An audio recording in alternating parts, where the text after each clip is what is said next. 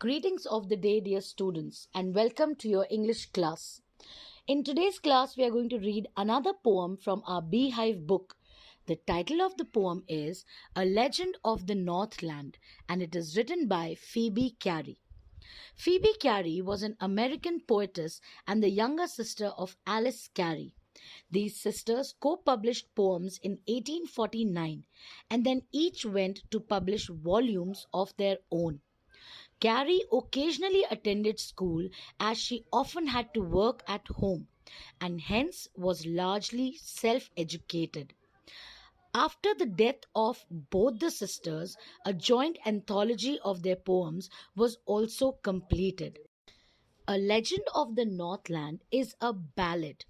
A ballad is a song narrating a story in short stanzas. Ballads are part of a folk culture or popular culture and are passed on orally from one generation to the next. This poem teaches us a strong moral that we should never be selfish and think of others also. This poem talks about Saint Peter, who comes to a little woman's house to seek a cake.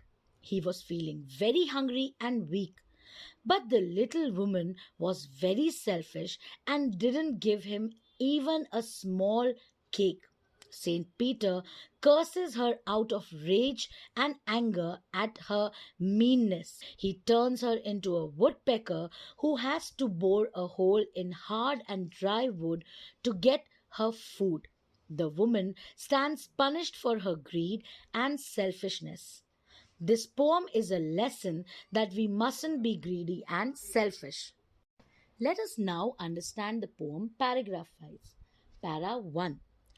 Away, away in the Northland, where the hours of the day are few, and the nights are so long in winter that they cannot sleep them through.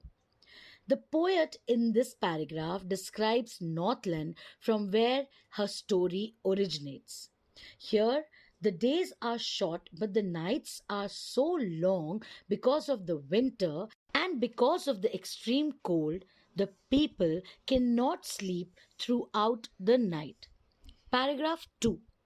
Where they harness the swift reindeer to the sledges when it snows, and the children look like bears' cubs in their funny, furry clothes.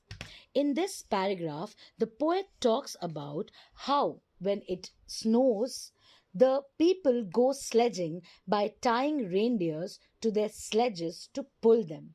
And because of the extreme cold, the children are made to wear heavy furry clothes, due to which they look like young bear cubs. Paragraph 3. They tell them a curious story.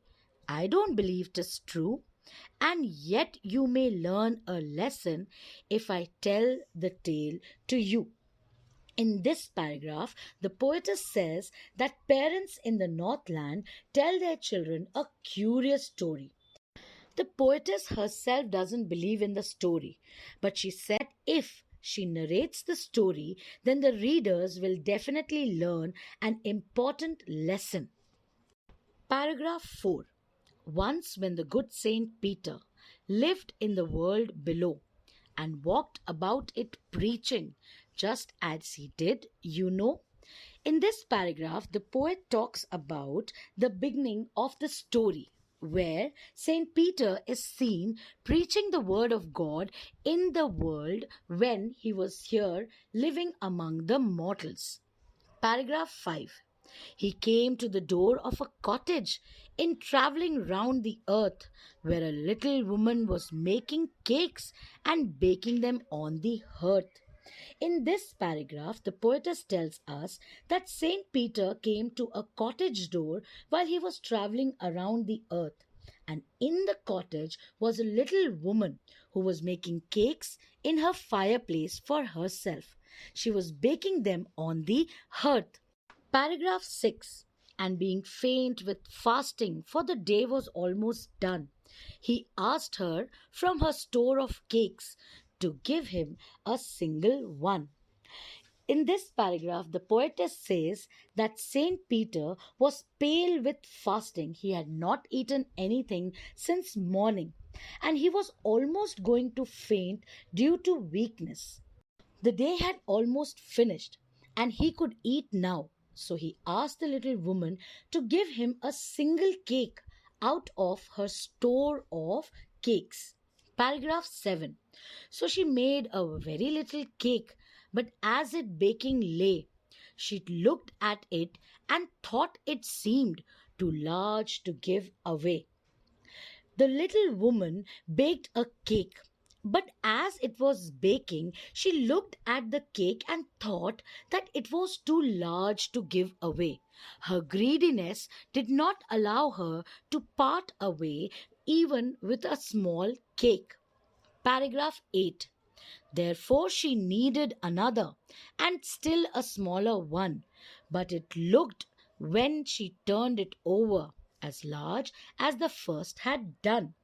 Seeing that the cake that was being baked right now was too large to give away, the little woman needed another small cake.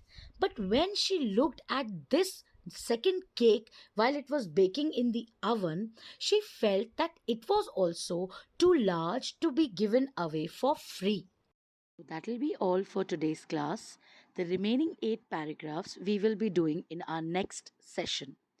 Until we meet again, stay safe, stay healthy, and keep learning.